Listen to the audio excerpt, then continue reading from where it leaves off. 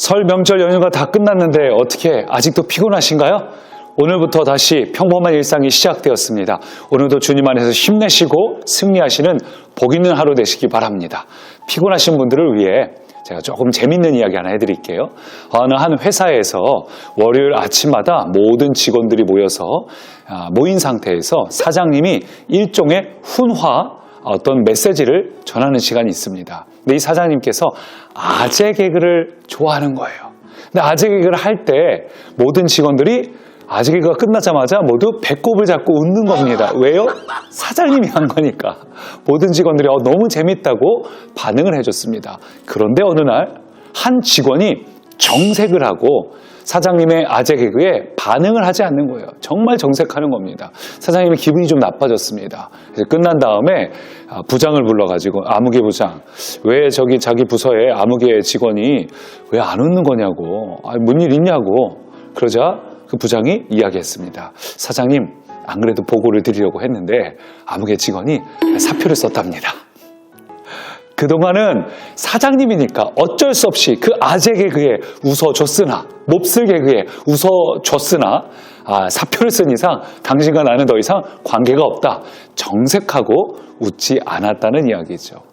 오늘 말씀도 비슷한 이야기입니다. 관계가 없다. 관계가 없다. 근데 그 관계가 비극적으로 끝나는 스토리.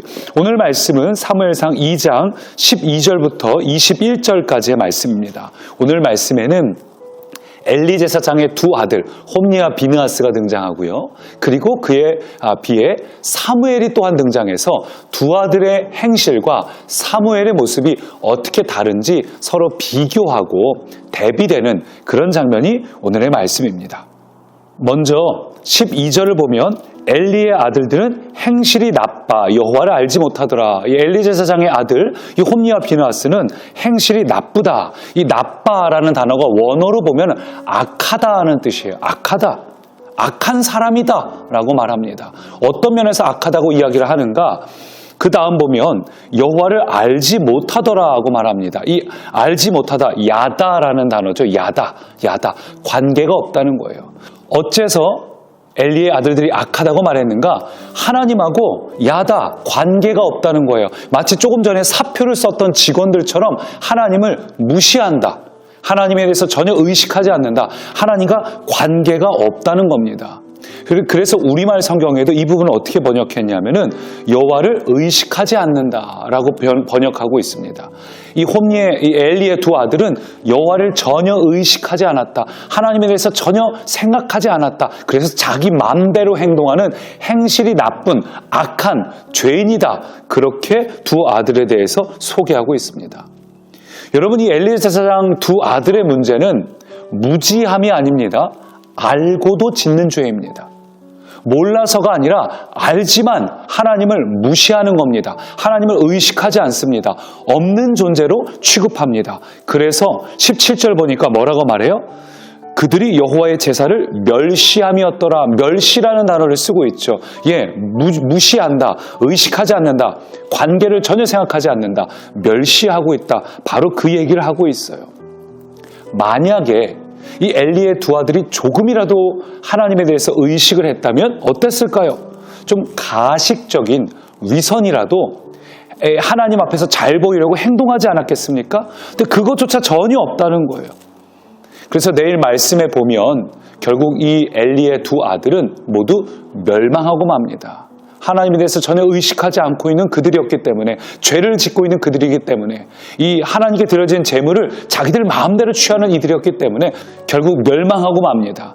반면에 사무엘은 어땠습니까? 18절 보니까 어떻게 시작되는가? 사무엘은 어렸을 때에 여호와 앞에서 섬겼더라. 또 21절 아이 사무엘은 여호와 앞에서 자라니라. 오늘 본문에서 사무엘이 등장하는 시작과 끝이 전부 여호와 앞에서 라고 말하고 있는 겁니다.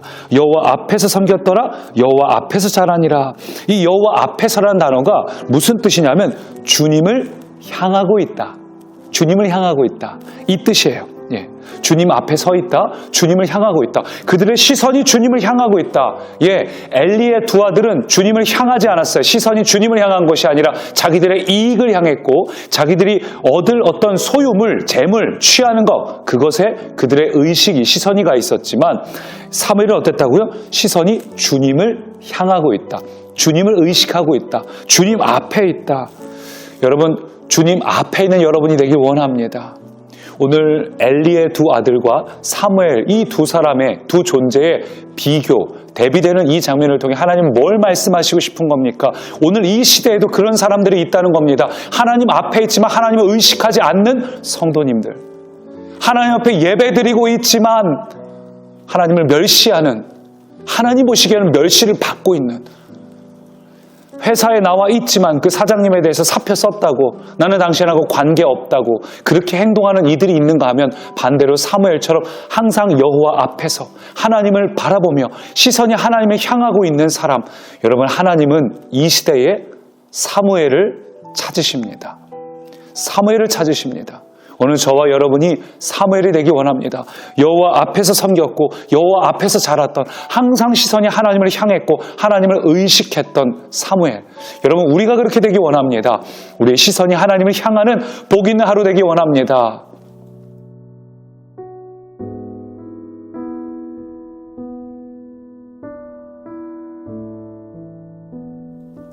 말씀을 마치며 제가 그런 생각을 했어요. 하나님, 너무 마음이 아픕니다. 왜 엘리 제사장의 아들들이 이래야 될까요? 마치 그 목회자의 자녀 같은 거잖아요. 저도 제가 목회자의 자녀로 태어났고, 근데 목회자의 자녀면 어떻게 보면 가장 말씀을 많이 들을 수 있고, 요즘 시대의 표현으로 쓰자면 모태신앙인이고, 근데 왜 이런 비극을 겪어야 합니까? 안타깝게도 사무엘의 아들들도 마찬가지였어요. 사무엘의 아들들도 그들이 재판관으로서 제대로 된 판단을 하지 못하고 어떤 뇌물을 받고 이 판결이 굳고, 그래서 사람들이 왕을 달라고 외치기 시작을 했습니다. 너무 안타까운 일이죠. 왜 엘리 제사장의 아들들도, 사무엘의 아들들도 어째서 이런 일을 겪게 되었을까? 여러분, 우리가 이것을 알아야 됩니다.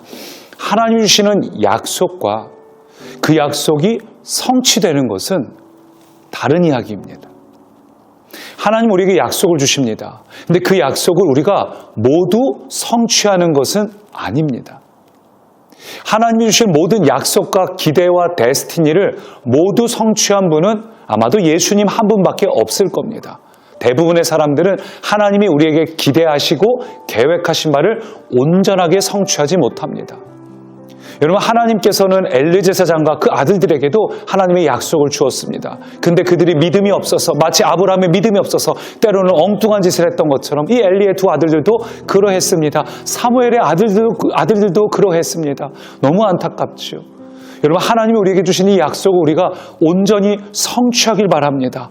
온전히 성취하려면, 온전히 누리려면, 하나님께서 우리에게 주신 그 데스티니를 온전히 이루려면 오늘 우리가 해야 할 일은 사무엘처럼 여호와 앞에서 우리의 시선이 하나님을 향하며 하나님을 바라보며 우리의 앞에 늘 하나님이 계시는 복 있는 하루가 되어서 우리에게 주신 이 약속이 모두 성취되기를 주님의 이름으로 축원합니다.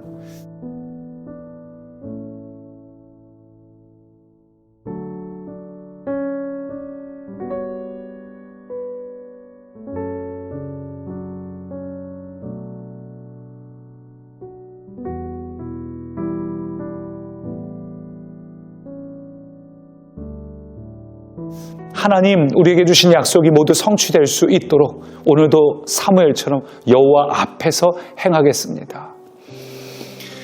홈리와 비느하스처럼 하나님을 의식하지 않은 채 함부로 살았던 존재가 아니라 오늘도 모든 순간에 하나님을 의식하고 하나님 앞에서 살아가는 복 있는 하루, 하나님을 경외하는 하루 되게 하옵소서. 하나님의 약속을 이루어가는 우리가 되게 하옵소서. 예수님 이름으로 기도드립니다. 아멘.